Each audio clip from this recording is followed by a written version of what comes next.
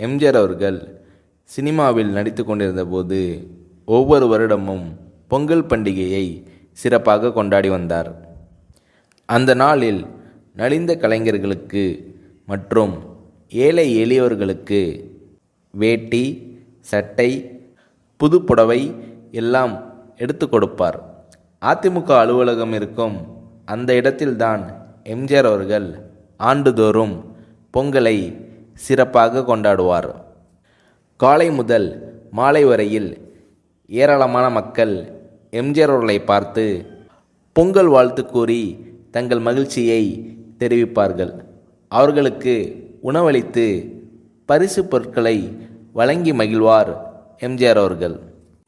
ஏழைகளுக்கு உணவளித்து அவர்கள் உண்டு மகிழ்வதை கண்டு மகிழ்ச்சியடைந்தவர் எம்ஜிஆர்.